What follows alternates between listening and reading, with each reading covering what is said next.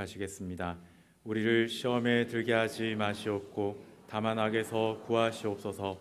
나라와 권세와 영광이 아버지께 영원히 있사옵나이다. 아멘. 할렐루야. 할렐루야. 주님은 주일을 매우 귀하게 여기십니다. 그리고 주일을 귀하게 여기는 자를 복 주십니다. 오늘도 주일을 귀히 여기고 주일을 지키면서 주님께 나온 여러분 모두에게 하나님께서 헤아릴 수 없는 복을 베풀어 주시기를 주님의 이름으로 축원합니다. 주님이 가르쳐 주신 기도를 살펴보고 있는데 여기에 7가지의 기도 제목이 있습니다. 그 가운데 하나님에 관계된 것이 3가지입니다. 하나님의 이름이 거룩히 여김을 받으시오며 하나님의 나라가 임하옵시며 하나님의 뜻이 하늘에서 이루어진 것까지 땅에서도 이루어지다. 이 3가지 종류입니다. 그 다음에 우리에게 필요한 것들, 이를테면 일용할 양식, 죄 용서, 시험에서 건져주시고 악에게서 사탄에게서 건져주옵소서, 그런 기도를 하게 했습니다. 그러니까 먼저 하나님께 관계된 기도 제목들을 기도하라고 하신 것은 비록 일용할 양식 등을 우리에게 필요한 문제들이 해결되었을지라도 하나님과 관계된 문제들이 해결되지 않는 한 그 기도는 아직 성취된 것이 아니라는 것입니다. 반대로 일용할 양식이 우리에게 부족하고 여러 가지로 우리 육신에 필요한 것들이 적을지라도 정말 하나님의 뜻이 하늘에서 이루어진 것 같이 땅에서도 이루어지고 있다면 우리의 기도는 이미 충분하게 성취된 것이라는 것입니다. 주기도를 시작하면서 하늘에 계신 우리 아버지여, 아버지의 이름을 부르게 되어 있습니다. 이미 설명한 것 같이 기도에 있어서 중요한 것은 기도의 대상인 하나님과 우리와의 관계입니다. 어떤 관계에 있는가가 중요한 거예요. 그런데 그분은 우리의 아버지십니다. 남이 아닙니다. 아버지시기 때문에 그 아버지라고 부르는 순간 그것은 기도응답 이상의 의미가 있습니다. 아버지시기 때문에 우리를 사랑하십니다. 아버지이기 때문에 우리에게 모든 것을 주고자 하시는 분이십니다. 그래서 친밀한 분입니다. 그런데 주기도의 마지막 부분에도 아버지가 나오는데 분위기가 사뭇 다릅니다. 아주 장엄한 분위기로 아버지가 나옵니다. 오늘 13절 말씀을 보니까 나라와 권세와 영광이 아버지가 또 나와요. 아버지께 영원히 있사옵나이다. 여기 아버지는 우리와 그냥 가깝고 자애롭고 사랑스러우시고 우리 기도를 들어주시는 그런 성품의 아버지를 강조하는 것이 아닙니다. 모든 나라와 권세와 영광이 충만한 가운데 있는 영원히 아버지께서 갖고 계시는 그러한 이 아버지의 능력에 초점이 맞춰져 있습니다. 하나님은 아버지로서 우리를 사랑하기만 하시는 것이 아니라 우리의 구하는 것을 들어주실 수 있는 능력이 있는 분이라고 하는 것을 강조하는 내용입니다. 그래서 오늘은 주기도의 결론 부분을 살펴보고 여기서 3가지를 우리가 생각하려고 합니다. 첫 번째, 하나님의 나라는 영원하다 하는 거예요. 나라가 아버지께 영원히 있사옵나이다. 나라, 하나님의 나라예요. 주기도의 핵심적 주제와 성경 전체의 핵심적 주제는 하나님의 나라입니다. 사실 우리는요, 이 세상 나라들은 문제가 없는 나라가 없어요. 늘 결핍과 갈등과 고통이 이 세상 속에는 가득합니다. 개인적인 문제들도 있고 가정의 문제들도 있습니다. 뿐만 아니라 우리의 공통적인 문제, 각종 질병이라든지 전쟁, 테러, 그리고 환경 파괴, 천재지변, 이 모든 일들, 인간의 죄악성에 관한 문제들, 이러한 모든 문제들 때문에 우리는 탄식과 고통을 합니다. 우리 인간만 탄식하는 게 아니에요. 인간만 고통받는 게 아니에요. 로마서 8장 22절에 보니까 모든 피조물이 우리와 함께 탄식하고 함께 고통받고 있다고 말씀합니다. 우리에게 고통이 많을수록, 절망의 늪에 빠져가면 빠져갈수록 우리 안에서 터져나오는 부르짖음은 무엇입니까? 바로 하나님의 나라에 대한 갈망이 아니겠습니까? 여러분, 우리가 왜 하나님 나라를 사모해야 합니까? 하나님께서 다스리는 나라만이 완전하기 때문에 그렇습니다. 세상 나라는 완전한 나라가 이 세상에 어떤 나라도 없어요. 다 문제들이 있습니다. 이 세상에 수없이 많은 왕들과 이 지도자들이 있지만 완벽한 사람은 없습니다. 다 문제들이 있습니다. 그러니 세상의 나라들이나 지도자들에게 어떻게 영원한 소망이 있겠습니까? 수없이 반복되는 역사를 통해서 우리가 배우는 교훈이 뭐예요? 완전한 나라도 없고 완전한 사람도 없다는 것입니다. 지도자를 바꾸고 제도를 개선하고 교육을 강화하면 이 세상이 낙원이 될까요? 과학이 발전되고 경제가 호황을 누리면 우리 모두가 행복해질까요? 아니에요. 공산주의자들은 정말로 이상적인 나라를 만들겠다고 그렇게 해서 공산주의 국가를 건설해 보니까 제도로 자기네들이 그렇게 만들어 놨는데 거긴 죄성을 가진 사람들이 있는 곳이라서 그래서 그 공산주의 국가의 지도자일수록 독재를 하고 그 관료들은 더 부패하고 그래서 자기들이 생각했던 이상과는 달리 더 문제 많은 나라를 만들고 있다는 것을 발견하게 되는 것입니다. 물론 우리가 제도를 바꾸는 노력도 해야 돼요. 교육을 더 많이 시키기도 해요. 과학도 발전돼야 됩니다. 경제를 발전시켜야 됩니다. 이런 노력이 필요 없다는 것은 아닙니다. 이런 노력을 하기는 해야 됩니다. 그렇다고 해서 우리가 노력한다고 이 땅이 완전한 낙원이 되느냐? 그것은 아니라는 거예요. 아무리 노력해도 조금 나아지지만 완전한 하나님의 나라는 건설되지 못한다는 겁니다. 예수님 제자들도요 유대 나라의 정치적 회복을 꿈꿨습니다. 그런데 주님은 한 번도 세상 나라의 회복을 말씀하신 적이 없습니다. 빌라도가 묻습니다. 네가 유대인의 왕이냐? 그랬더니 그렇다. 그렇게 말씀하시면서 예수님이 뭐라고 그러셨습니까? 네가 말하는 그런 나라가 아니다. 내 나라는 이 세상에 속한 것이 아니니라. 이 세상의 나라는 완전하지 못합니다. 성경적으로 볼 때 세상은 하나님의 심판의 대상일 뿐입니다. 이 세상의 모든 것은 끝날 날이 반드시 다가오고야 말 것입니다. 그래서 우리들은 현실의 삶에 대해서 긍정적이면서 또한 부정적입니다. 우리가 아무것도 할 필요가 없다 그건 아니에요. 노력해야 됩니다. 그러나 우리 노력만으로 이 세상을 하나님이 원하시는 낙원으로 바꿀 수는 없습니다. 이 세상은 문제가 있습니다. 오로지 이 세상을 바꾸시고 역사를 완전히 바꾸시는 것은 하나님만이 하신다는 관점을 가져야 됩니다. 사도 요한이 밤모섬에서 바라보았던 그 새하늘과 새 땅의 비전이 우리에게 있어야 됩니다. 하나님께서 새하늘과 새 땅을 건설하실 것이다. 우리는 그렇게까지는 하지 못한다는 거예요. 그래서 우리는 이 세상 고통과 모순으로 가득 찬 이 세상을 살아가고 있지만 그 속에서도 절망하지 않게 하는 희망의 줄은 하나님의 나라가 임할 것에 대한 기대인 것인 겁니다.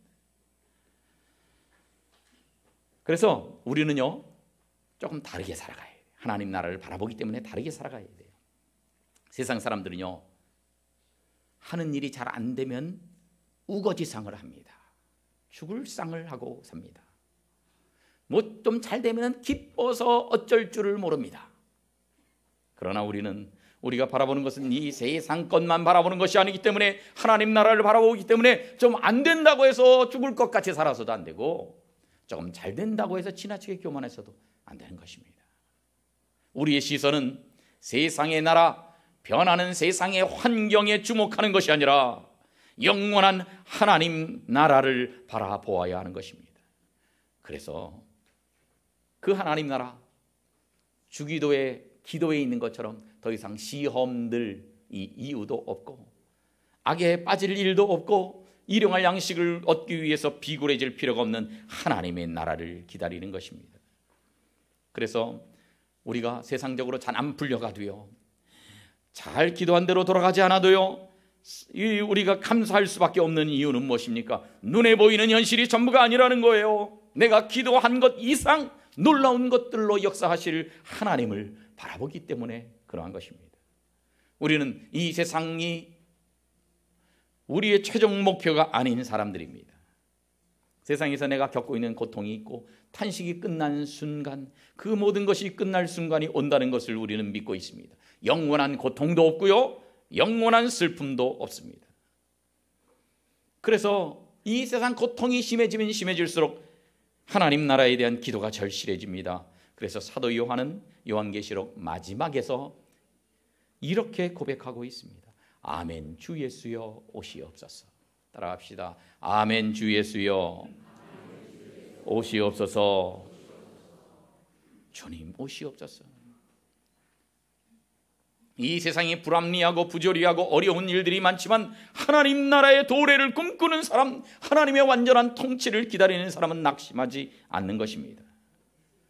주기도는 우리의 시선이 자꾸만 땅으로만 향하도록, 나도 모르게 이 시선이 땅으로만 향하도록 되어 있는데 우리의 시선을 땅에서 다시금 하늘로, 하나님 나라로, 주님께로 그렇게 시선을 옮겨지도록 이끌어가고 있습니다. 주기도를 통해서 이 세상 나라를 바라보고 낙심하지 말고 하늘을 바라보고 주님을 바라보고 완전한 주님의 통치 하나님의 나라를 바라보고 힘있게 계속해서 전진해 나가는 복된 주의 백성들이 되시기를 주님의 이름으로 축원합니다. 두 번째, 권세가 이 아버지께 영원히 있다는 고백입니다. 이 세상 어디든지 힘이 있어야 이깁니다. 힘이 있어야 잘 산다고 생각을 합니다. 그래서 어떤 힘이든 가지려고 사람들이 노력을 합니다. 그래서 어디서든지 무슨 장이 되려고 하고요. 어디서든지 돈을 더 많이 가지려고 합니다. 그 모든 것이 권세가 있는 거거든요. 돈의 권세가 얼마나 셉니까, 여러분? 사람들이 수없이 이 돈의 권세 앞에 무릎을 꿇지 않았습니까? 상당한 위치에 있는 사람도, 상당한 인텔리계층에 있는 사람인데도, 그런데도 부정한 돈에게 무릎 꿇고 그것을 받았다가 감옥에 들어가는 것을 보면서 돈의 파워가 얼마나 센 것인가, 우리는 그것을 보게 됩니다.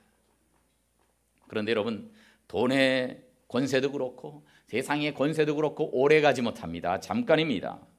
다음 나오는 짐 콜린스가 지은 위대한 기업은 다 어디로 갔을까라는 책이 있어요. 여기 보면 굉장했던 기업이 갑자기 망하는 거예요. 몰락하는 거예요. 그것을 연구조사한 책입니다. 기업만 그렇습니까? 이 세상에 있는 모든 권세들도 영원하지 않습니다. 그때 당시는 영원할 것 같아요. 진시 황제도 영원할 것 같았습니다. 그런데 역사에 한 점만 찍고 사라져버렸습니다. 알렉산더 대왕이 전 세계를 정복해 나갈 때의 그 권세는 영원할 것 같았습니다. 일찍 죽어버리자 그의 나라가 여러 토막이 나버리고 말았습니다. 로마의 황제들이 얼마나 대단한 권세를 가졌어요? 그런데 그 로마의 황제들도요 다 죽고 지금은 로마라는 나라조차 사라진 지 오래되었지 않았습니까? 우리들은 그렇게 생각해요. 내가 힘을 가지고 있으면 이 힘이 영원할 것이라고 그렇게 생각합니다. 그렇게 착각을 합니다. 그렇지 않습니다. 이 세상의 권세는 잠깐입니다.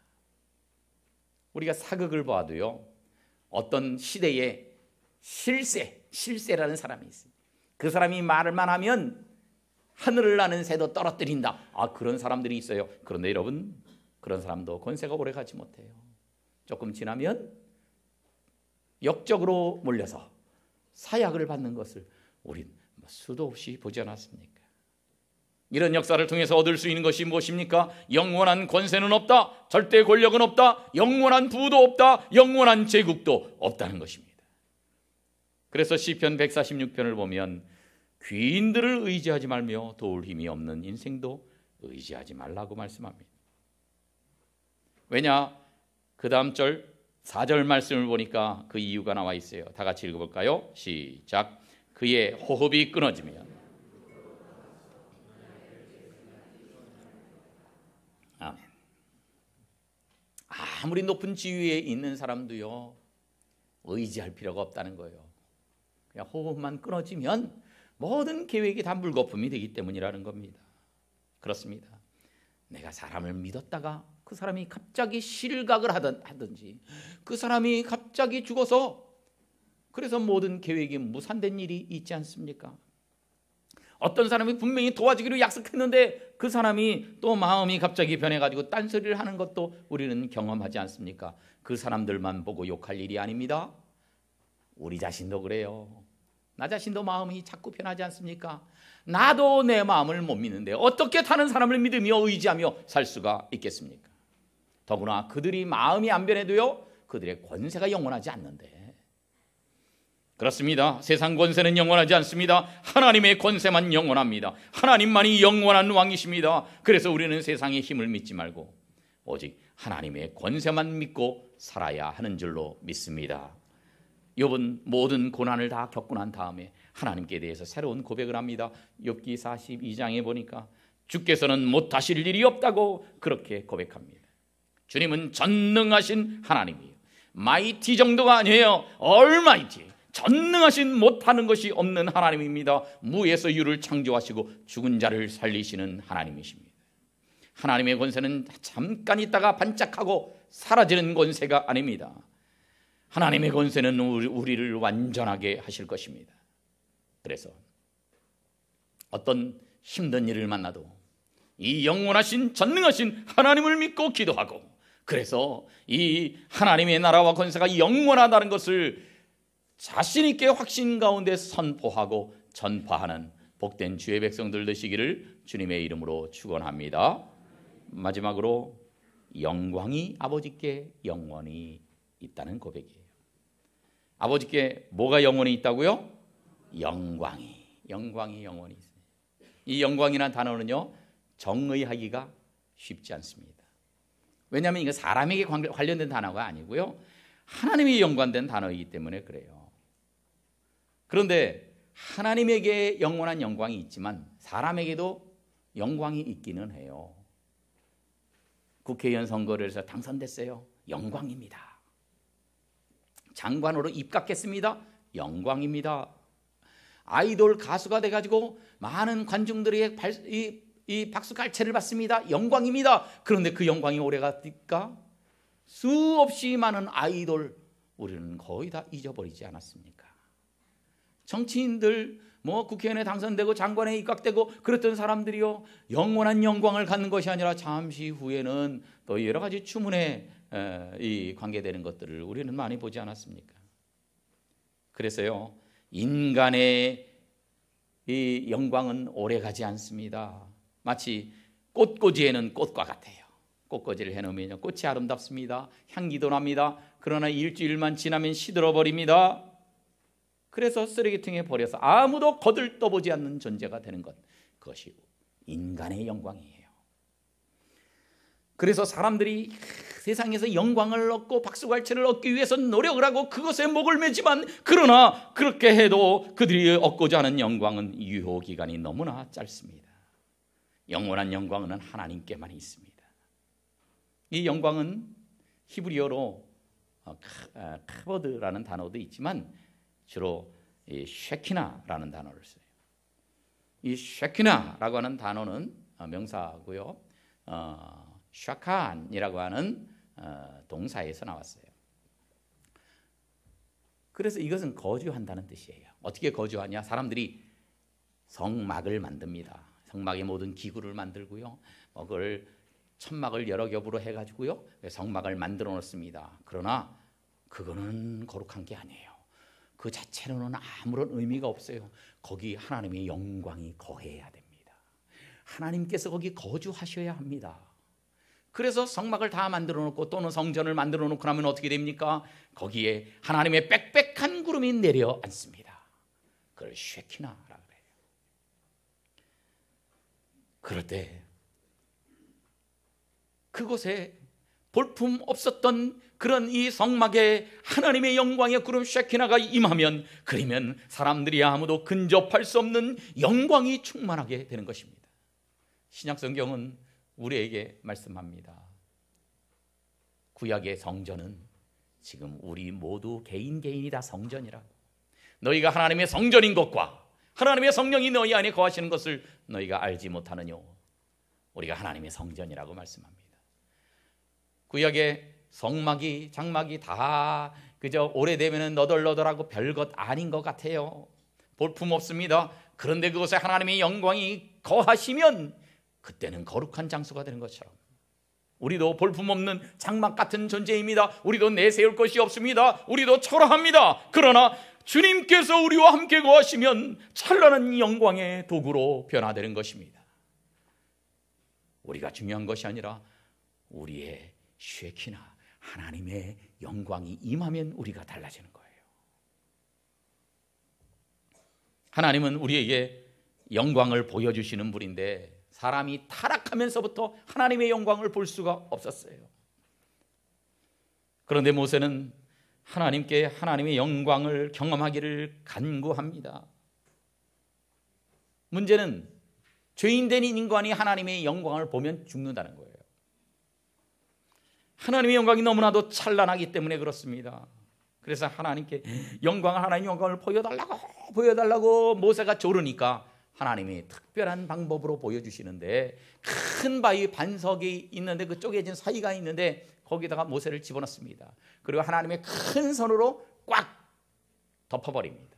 그리고 나서 어떻게 돼요? 출애굽기 33장 22절, 내 영광이 지나갈 때 모세를 덮어놓고 그 하나님의 영광이 그걸 싹 지나가요. 못 봅니다. 그리고 나서 손으로 너를 덮었다가 그 다음 절, 손을 거두리니 네가 내 등을 볼 것이요. 하나님이 등도 있고 얼굴도 있나? 하나님이 눈썹은 그리시는가? 하나님은 코는 높이시는가? 성형을 해서 아니에요.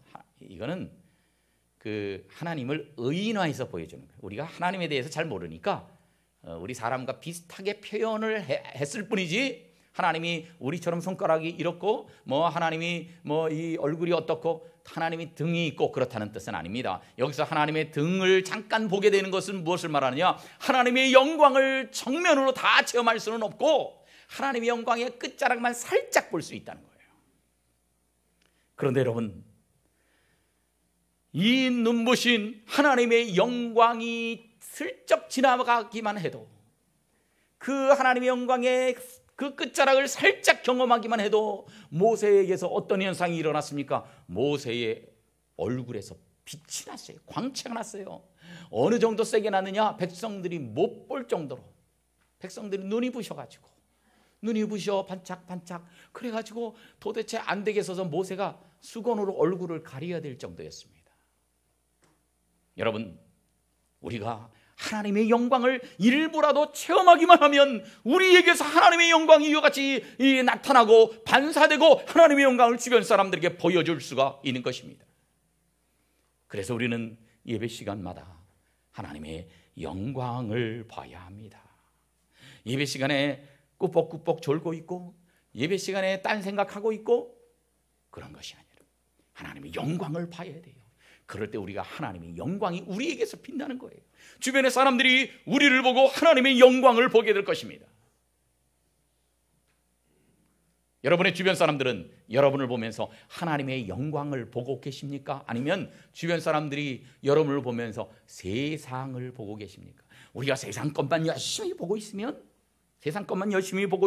다른 사람들이 우리의 얼굴을 통해서 세상 것밖에 못 봐요. 우리가 하나님의 영광을 보면, 우리가 하나님의 영광을 체험하면 우리를 통해서 다른 사람들이 하나님의 영광을 목도하게 되는 것입니다. 그런데 안타까운 것은 모세가 수건으로 가리고 나서 그 얼굴에 있던 영광이 영원했느냐? 아니에요. 점차 사라져버렸어요. 나중엔 그 수건 벗어도 문제가 없었어요. 우리가 나타내는 영광도 마찬가지입니다.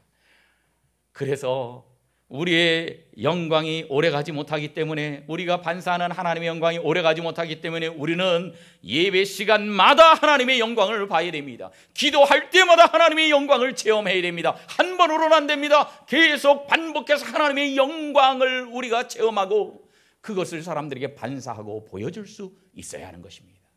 그렇지 않으면 과거에 내가 하나님의 영광을 보여줬던 것은 전설이 되어버리고 화석이 되어버리고 지금은 하나님의 영광과 아무런 관계가 없는 사람으로 살아갈 수도 있는 것입니다. 사랑하는 성도 여러분, 지금 옛날 말고 지금 여러분은 하나님의 영광의 광채를 사람들에게 비추며 살아가고 있는 존재입니까? 아니면 세상 것들만 사람들에게 이야기하고 살아가고 있는 존재입니까? 하나님의 영광 내가 먼저 체험해서 그것을 사람들에게 자연스럽게 보여줄 수 있는 도구로 살아가야 하지 않겠습니까? 신앙생활의 경험은 바로 하나님의 영광을 경험하는 것입니다.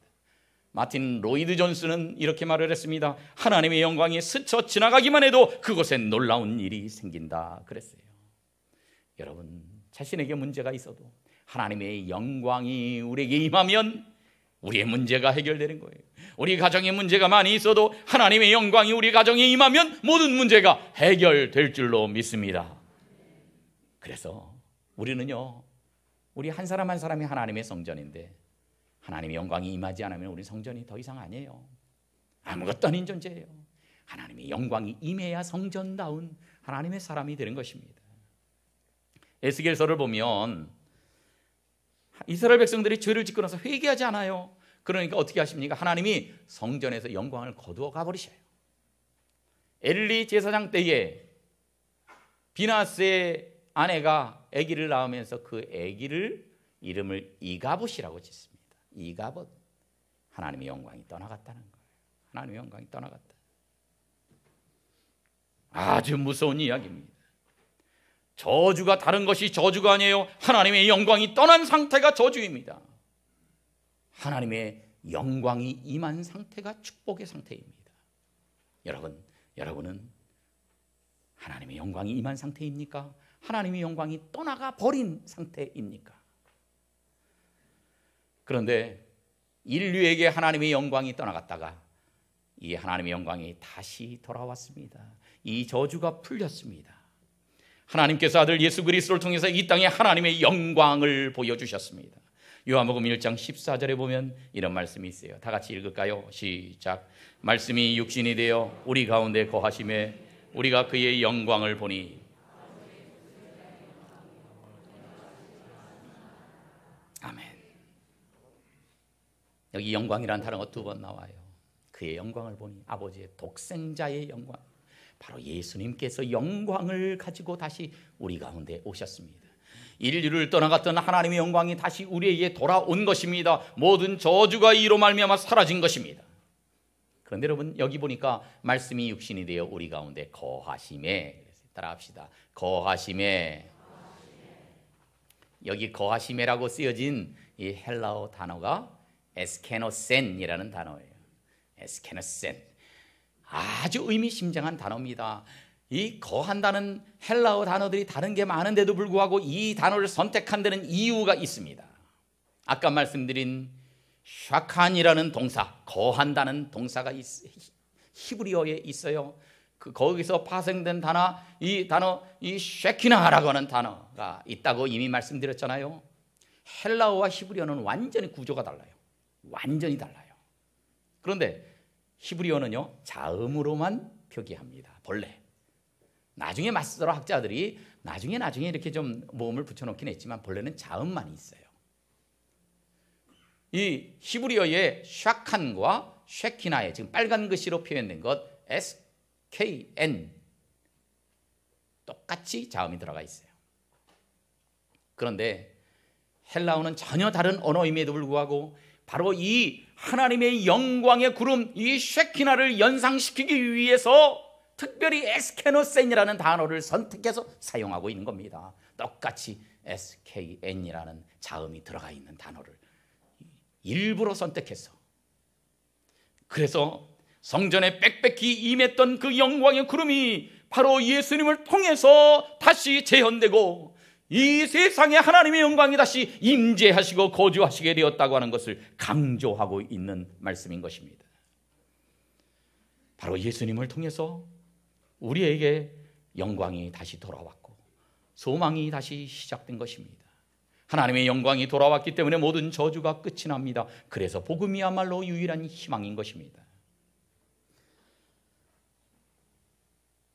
그래서 여러분, 이 하나님의 영광을 체험한 사람은요, 전혀 다른 삶을 살아가는 거예요.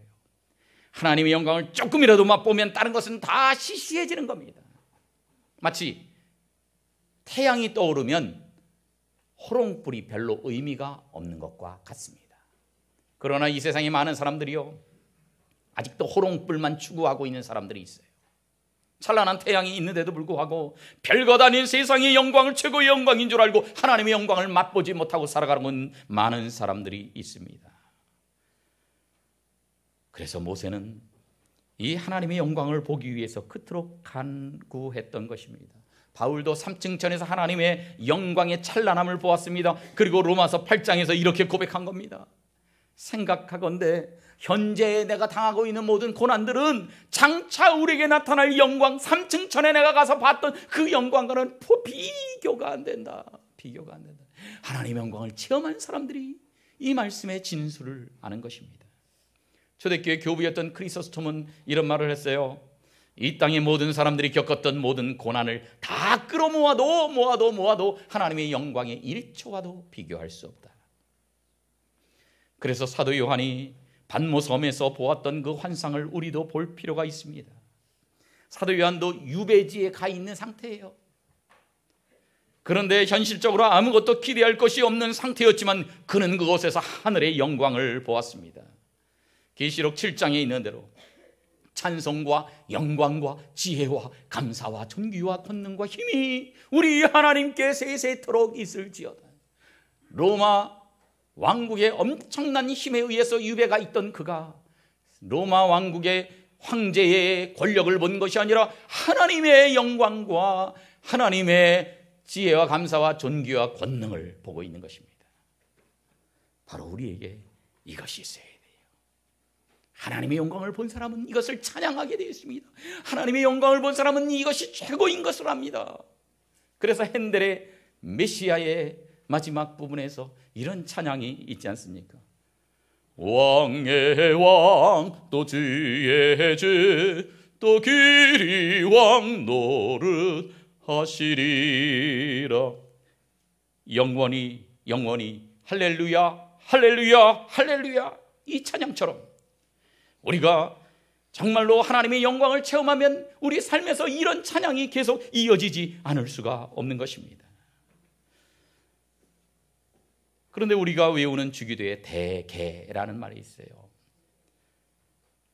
이것은 왜냐하면이라는 뜻입니다. 대개 나라와 권세와 영광이 아버지께 영원히 있사옵나이다. 이 마지막 결론을 하기 전에 기도 제목이 뭐예요? 시험에서 건져주세요. 악에게서 건져주세요. 그 기도예요. 시험 속에 있습니다. 사탄에게 괴롭힘 받고 있는 사람의 기도입니다. 그러나 우리가 시험 속에서 너무나 깊이 빠지지 않게 해달라고 기도하면서, 그러면서 악에게 더 이상 짓밟히지 않게 건져달라고 기도하면서 그 고통 속에서 낙심하지 않는 이유가 무엇입니까? 대개 왜냐하면 지금 우리를 시험하고 핍박하는 이 세상의 권세와 마귀의 권세는 곧 소멸할 것입니다. 그러나 하나님의 권세와 영광은 영원하기 때문입니다. 그와 같이 고백하고 있는 것입니다.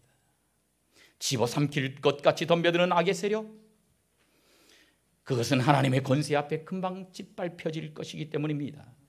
우리가 믿음으로 살기가 힘이 들어서 포기하고 싶지만 그러나 쓰러지지 않습니다. 왜냐하면 하나님의 나라가 오게 되면 모든 것이 바르게 될 것을 알기 때문에 그런 것입니다. 그래서 왜냐하면 나라와 권세와 영광이 아버지께 영원히 있기 때문입니다. 그와 같이 고백하는 거예요. 중요한 것은 우리가 하나님의 영광을 드러내며 사는 것입니다. 모세가 하나님의 영광을 경험했을 때에 그 영광이 자기 얼굴을 통해서 반사되어 나갔던 것처럼 스데반이 죽을 위기 가운데서 그 핍박과 돌팔매가 이렇게 날아오는 가운데서 피투성이가 되어서도 그의 얼굴이 천사의 얼굴처럼 보였던 것처럼 우리가 하나님의 영광을 사람들에게 선포하는 도구로 사용되는 것이 중요한 것입니다. 내 영광을 드러내지 말고, 내 자랑하지 말고 영원하신 하나님의 영광을 선포하며 살아가십시다. 이것이 나의 간증이요, 이것이 나의 찬송일세. 여러분, 하나님의 영광을 나타내는 것이 찬송이고, 하나님의 영광을 나타내는 것이 간증이고, 하나님의 영광을 나타내는 것이 전도가 아니겠습니까? 힘들고 어려운 세상을 살아갈지라도 이 하나님 나라에 대한 믿음을 붙잡고 이 하나님의 영광을 매일 체험하고 이 영광을 사람들에게 나타내고 선포하며 살아가는 복된 주의 백성들 되시기를 주님의 이름으로 축원합니다. 기도하겠습니다. 고마우신 아버지 하나님, 우리가 힘들 때에, 낙심할 때에 하나님 나라의 도래를 기대하며 이겨나가게 해 주시옵소서. 아버지 하나님, 우리가 매일 예배 드릴 때마다, 기도할 때마다 하나님의 영광을 체험하게 해 주시옵소서. 모세처럼, 스데반처럼 하나님의 영광을 사람들에게 비추게 하시고 하나님의 영광을 선포하며 살아가는 저희들 되게 해 주시옵소서. 예수님의 이름으로 기도하옵나이다. 아멘.